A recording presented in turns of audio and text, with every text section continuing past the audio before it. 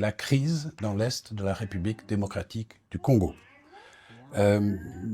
J'ai entendu votre collègue, le président du Burundi, et plusieurs observateurs dire qu'ils craignent que ce conflit dégénère dans un conflit régional. Est-ce que c'est aussi votre crainte? Est-ce que c'est aussi ce que vous redoutez? Mas falando especificamente deste conflito RDC-Ruanda, de facto existe o perigo de o mesmo se generalizar para os países vizinhos. Portanto, é necessário que tudo seja feito no sentido não apenas de evitar que isso aconteça, mas de regressarmos a um ponto, não diria bom em que nos encontrávamos, mas em que vigorou pelo menos um cessar-fogo. Havia negociações aqui no quadro do chamado processo de Luanda, a nível ministerial, onde foram conseguidos importantes ganhos. A RDC considerava ou considera que a presença de tropas das forças de defesa do Ruanda em território seu é algo que é inaceitável. Nairobi.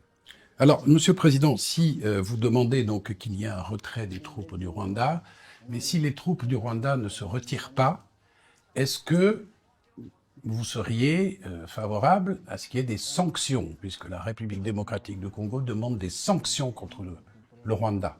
En tant que président de l'Union africaine, est-ce que vous seriez d'accord à ce qu'il y ait un établissement de sanctions? Bom, eu não sou ainda presidente da União Africana, isso vai acontecer nos próximos dias, mas antes de se chegar a uma posição extrema como esta de solicitar sanções, eu creio ainda haver espaço e oportunidade de se evitar que isso possa vir a acontecer e que voltemos à mesa das conversações para, neste caso já o mais alto nível, entre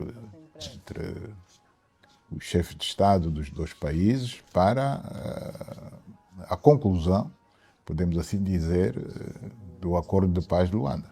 La suspension de l'aide américaine pendant 3 mois, qui a été décidée par l'administration Trump, va directement impacter de nombreux pays africains qui ont besoin de cette aide pour des actions de développement. Est-ce que c'est une décision que vous regrettez? Quelle est votre position par rapport à cette décision? Sim, é evidente que lamentamos que essa posição tenha sido tomada. Portanto, nós, enquanto países beneficiários dessa mesma ajuda, vamos ser penalizados. Portanto, devemos trabalhar com a administração Trump no sentido de reconsiderar a medida tomada, sempre pode ser reconsiderada, uma vez que os nossos países necessitam bastante dessa ajuda americana que, de alguma forma, podemos considerar que faz alguma différence d'acontecer. Pour rester sur les États-Unis, est-ce que le soutien américain au corridor de Lobito, qui est un grand projet lancé actuellement, vous semble mis en difficulté par les déclarations de l'administration Trump qui vient d'entrer en fonction? Nós não ouvimos nada da parte da administração Trump que diga que vai, digamos, de retirar ou desistir do apoio que os Estados Unidos da América estão a dar ao desenvolvimento do projeto Corredor do Lobito. Nós não vimos nada em contrário. Portanto, partimos do princípio que, pela importância do mesmo, os Estados Unidos da América vão continuar engajados neste projeto. Esta é a nossa convicção. Depuis votre arrivée au pouvoir en 2017, vous avez lancé une croisade contre la corruption. Avez-vous une évaluation du montant des flux qui ont été détournés au global? Bom, são uns bons $1.000 milhões. Eu não quero correr o risco de lançar um número que não seja preciso, mas os valores são muito altos. São muito altos. Devo dizer que apenas com relação a um cidadão, por decisão, portanto, por sentença do tribunal, os bens desse cidadão revertem todos a favor do Estado, portanto, bens financeiros, materiais, e esse cidadão tem, fora do país, até aqui, o que foi descoberto e comprovado, nada mais, nada menos do que 900 milhões de euros. Uma só pessoa. Uma só pessoa, portanto, e há várias pessoas envolvidas nesses casos de corrupção, que estão a contas com a justiça. Já conseguimos recuperar alguns valores. Logo no início do meu primeiro mandato, conseguimos recuperar 500 milhões que estavam num banco britânico. Conseguimos recuperar 2.000 milhões que estavam também num banco britânico. Com esses 2.000 milhões, nós podemos construir muitas infraestruturas a nível local, a nível municipal, no quadro de um programa que consideramos, ou melhor, chamamos de PIM, portanto, Plano Integrado de Intervenção dos Municípios. Portanto, fizemos escolas, unidades hospitalares, enfim, outras importantes infraestruturas sociais a nível local. Portanto, numa palavra, o valor é grande. Só nesses dois casos concretos já temos 500 milhões, 2.000 milhões e mais quase 1 bilhão. Mais 1.000 milhões. À date, et selon les derniers chiffres qui ont été communiqués, ce sont 7,6 milliards de dollars qui ont été récupérés. Est-ce que cette somme, elle n'est pas faible par rapport à la valeur, à l'ampleur en fait des flux qui ont été détournés? De facto, este número é inferior porque nós temos a percepção de que muito mais descobertas vão ser feitas. Portanto, cada dia, quando menos esperamos, descobrem-se mais casos em paraísos fiscais. Temos tido alguma colaboração de alguns países, lamentavelmente não de todos, mas de alguns países temos tido uma boa colaboração. Portanto, eu acredito que esse valor ainda vai acabar por subir. Cette lutte contre la corruption a été parfois critiquée pour sa sélectivité, visant principalement la famille dos Santos et ses proches. Qu'est-ce que vous pouvez répondre à cela? Isso é especulação alimentada pelos visados ou pessoas próximas dos visados, mas se eu citar os casos de entidades que estão a contas com a justiça, então diremos que a família dos Santos é composta por milhões de pessoas. Não sei se me está a entender. Agora mesmo está a decorrer um caso de corrupção na Agência Geral Tributária do Ministério das Finanças. São familiares do presidente dos Santos? Não são. O ex-ministro dos Transportes teve um processo na Justiça. É familiar do presidente dos Santos? Não é. O caso que eu acabei de citar agora, dos 900 milhões que estão na Suíça, o detentor desses recursos é familiar do presidente dos Santos? Não é. Então, é uma acusação sem fundamento e que procura dizer que é uma perseguição por razões políticas. Nós não entendemos porquê. O presidente dos Santos não nos fez mal a ponto de nós perseguirmos a família. E que quando são os tribunais a ditar sentenças, as sentenças são indiscutíveis. Portanto, a única forma de se contestar a sentença de um tribunal é a parte lesada, com os seus advogados, recorrerem junto das instâncias de recurso. E as instâncias de recurso dirão se as sentenças foram justas ou não foram justas. Portanto, quem está sentado em frente a um tribunal com a toga preta, no caso de Angola é preta, não é um político, é um juiz. Não é o presidente da República que está lá sentado, não é nenhum ministro. Quem está a exercer aquela função de juiz, do júri, não é uma pessoa, é um júri. Esse júri não é composto por pessoas nomeadas por despacho, pelo Presidente da República ou por qualquer outro político. Então, as sentenças nunca são políticas, as sentenças são baseadas na justiça, no Código Penal, e já temos tido casos de suspeitos de corrupção que chegam até o tribunal e são absolvidos. Então, se foi absolvido é porque o tribunal, que é o único órgão competente em dizer se houve crime ou não houve crime, concluiu, para aquele caso concreto, de que, embora tivesse havido a suspeição, mas nada se prova. Portanto, já houve casos desses.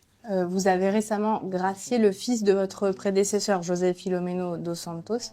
Est-ce que sa demi-sœur Isabel dos Santos pourrait bénéficier du même pardon si elle revenait en Angola? Não me falo de casos concretos. Bom, primeiro é que o indulto só é dado a quem já foi julgado e condenado. Portanto, a resposta creio que está clara. Quem não foi julgado nem condenado, não se pode sequer falar de indulto, de perdão, de anistia. Só é indultado, só é amnistiado quem foi julgado e condenado e depois de cumprida uma boa parte da pena que lhe foi atribuída. Não pode ser julgado hoje e amanhã amnistiado ou indultado. E são regras universais de qualquer país democrático do mundo. Alors, Monsieur le Président, on va parler... Juste une question, Monsieur le Président, sur la situation sécuritaire dans l'enclave de Cabinda, qui préoccupe encore des investisseurs. Est-ce que le FLEC, vous considérez ça comme un mouvement comme le M23, par exemple, c'est-à-dire mouvement politico-militaire avec qui il faut parler, négocier? Não. Não. Não. Não, porque a FLEC não representa nenhum perigo para o território angolano e, em particular, para o território de Cabinda. E não é verdade que a situação de segurança em Cabinda desencoraja o investimento. Nós temos investimento privado em Cabinda. A petrolífera americana está em Cabinda há 70 anos. Nunca saiu. Nunca se sentiu ameaçada. Houve uma tentativa de sabotagem ainda no tempo da guerra, feita por um comando especial sul-africano. Foi o único caso de ameaça à segurança da Chevron em Cabinda. Agora mesmo está uma entidade privada a construir aquela que vai ser a única refinaria de Cabinda. Cabinda nunca teve uma refinaria de petróleo. Vai ter até o final deste ano. É investimento privado, não é investimento público. Então, não entendo do que é que me está a falar. Que a situação desencoraja o investimento privado, os investidores a investirem em Cabinda. Não, isso não é verdade. Ok. Sim, porque para ser verdade eu tinha que me apresentar factos. Eu não conheço factos. Eu não conheço factos. E a prova de que há confiança da parte dos investidores privados é que está sendo construída uma refinaria, investimento privado. Alors, Monsieur le Président, est-ce que vous me permettez de poser une question délicate? Il y a une constitution. Os políticos têm que estar preparados para todo tipo de perguntas. La constitution, un président ne peut pas faire plus que 2 mandats successifs. Donc ce mandat, le vôtre, c'est le dernier, en principe, et il s'arrête en 2027. Est-ce vraiment ce que vous envisagez? Bom, eu não sei porque considero essa questão delicada. Para mim não é delicada. É delicada por quê? Se a Constituição diz isso, Donc, cumpra-se. ok. Se a Constituição diz isso, cumpra-se. Mas, antes de dizer cumpra-se, desde que eu lhe recorde que se haver essa intenção por parte do MPLA, essa intenção nunca é das pessoas, individualmente, é dos partidos políticos. Se tivesse havido a intenção da parte do MPLA em alterar a Constituição para permitir um terceiro mandato ao Presidente da República, tê-lo-ia feito. Porque, por isso é que eu dizia, deixa-me recordá-lo. No meu primeiro mandato, por iniciativa do MPLA, que tinha maioria qualificada no Parlamento, então tinha mais de 2/3, poderia ter alterado o artigo que estabelece que só tem 2 mandatos. Teve essa possibilidade. A iniciativa de mexer na Constituição naquela altura foi nossa. Mexemos em tudo o resto, não tocamos neste quesito da limitação dos mandatos em 2. Fala-se aí muito, porque quer terceiro mandato. Tê-lo-íamos feito. Teríamos mudado, ali não haveria milagres a fazer. Ninguém conseguiria impedir que essa alteração fosse feita. Ninguém.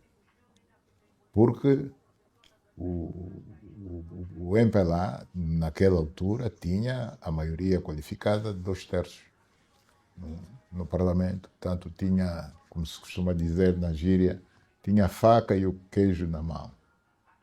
E nós não usamos a faca para cortar o queijo na medida dos nossos interesses. Se tivesse havido esse interesse de fazer com que o Presidente da República tivesse mais que 2 mandatos. Ok. Et que comptez-vous faire vous-même après 2027? Continuar a servir o país. Comment? Continuer à servir le pays. De várias formas. Servir o país não é preciso ter funções adquiridas por via de uma eleição, adquiridas por via de uma nomeação. Como patriota que sou, e enquanto tiver saúde, de certeza que vou continuar a servir o meu país da melhor forma que puder. Ok. Posez la question. Falando, escrevendo,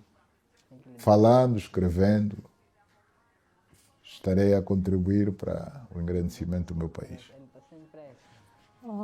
On est 23 ans après la fin de la guerre civile en Angola. Est-ce que pour vous, la réconciliation nationale, elle est achevée? Et est-ce que l'UNITA est devenue un parti comme les autres? A reconciliação nacional é um processo contínuo que não tem data de arranque e data de fecho. Ou melhor, data de arranque teve, mas não tem data de fecho. A reconciliação é um processo que é permanente. Daqui a 50 anos ainda vamos estar a falar na reconciliação. Isso aconteceu com outros países, portanto é um processo que é contínuo. É evidente que à medida que os anos vão passando, talvez não haja tanta necessidade das pessoas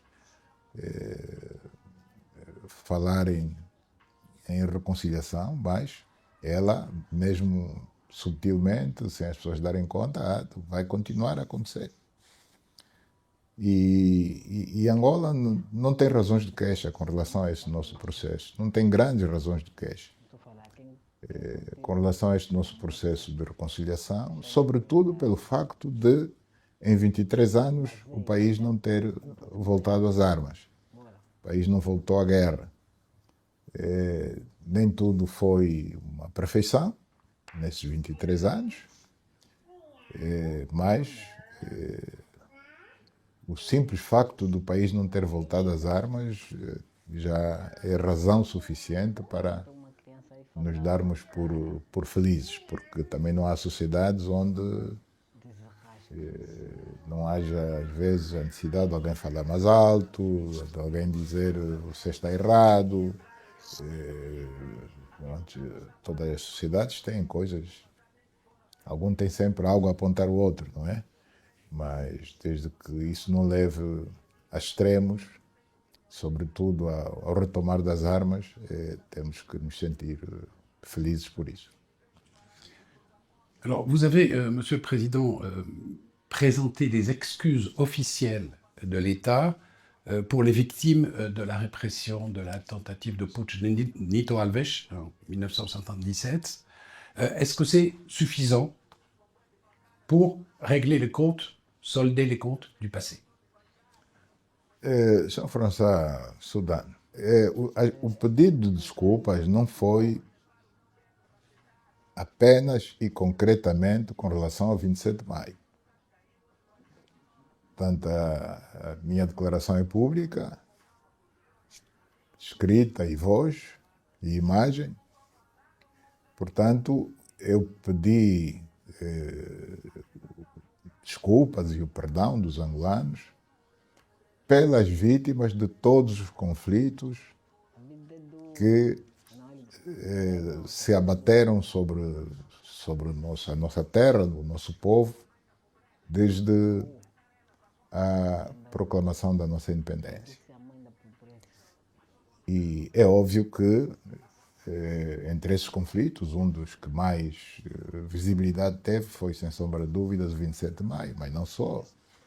Houve a história das mortes desnecessárias na Jamba, em que pessoas foram atiradas para a fogueira, com público a assistir, público forçado a assistir, até obrigados a alimentar as chamas da fogueira, indo buscar lenha. Houve outras mortes de figuras tanto nacionais fora do quadro do 27 de maio. Quando digo mortos, assassínios, não é? Porque morrer, não só pode morrer de um paludismo. Não estou-me a referir a isso.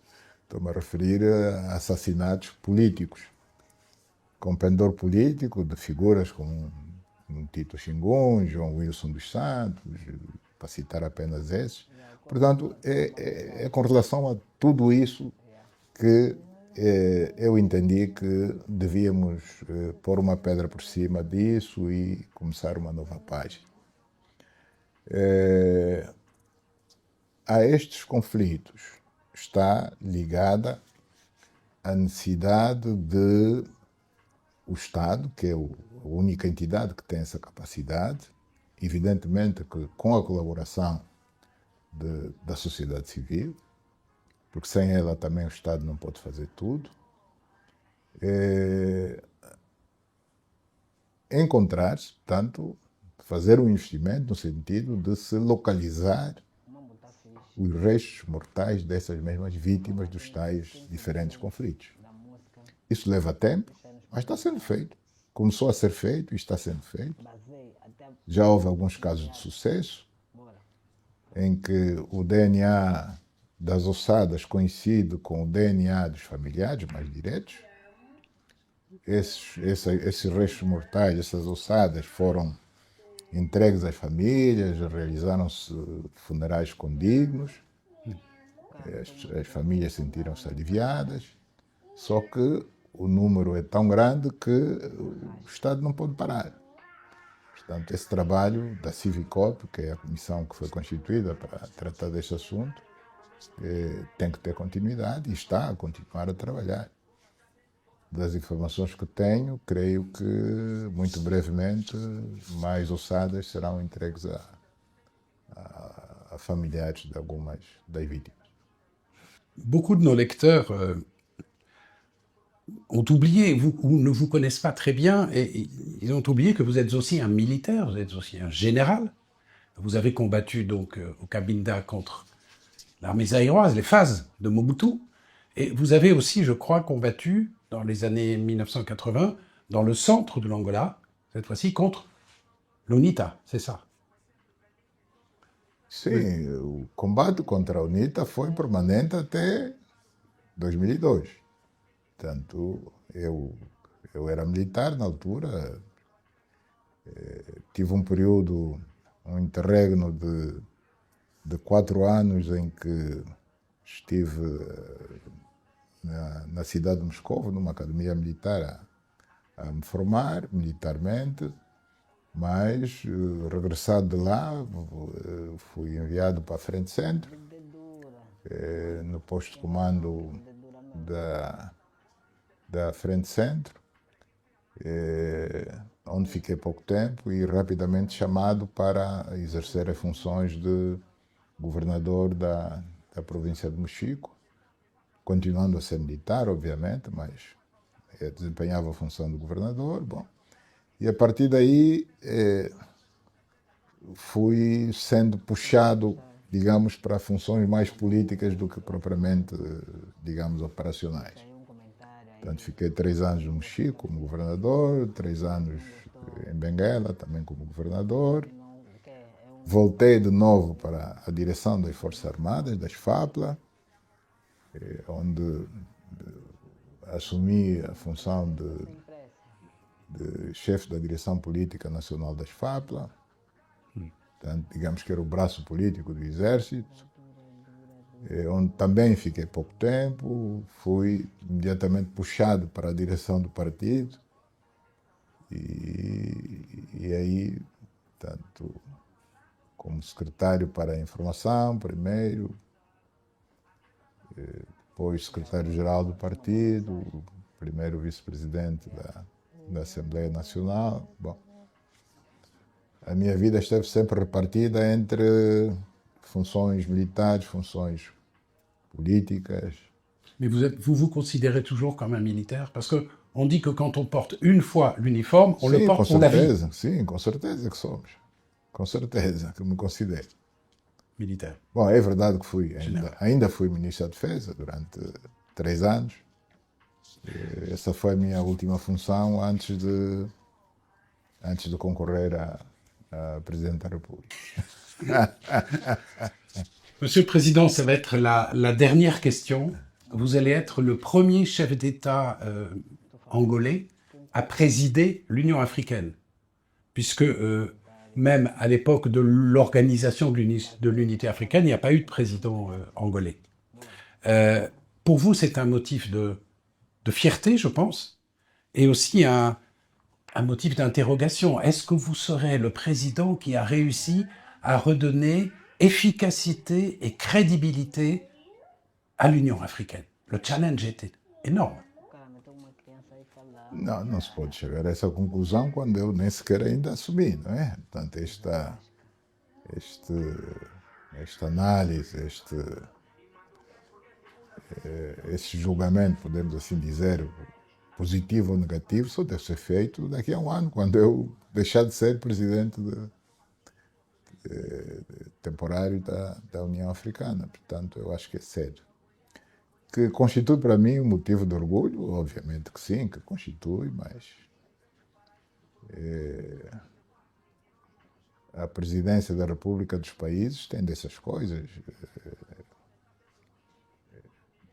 A conjuntura, se calhar, não permitiu que os meus antecessores tivessem assumido este posto.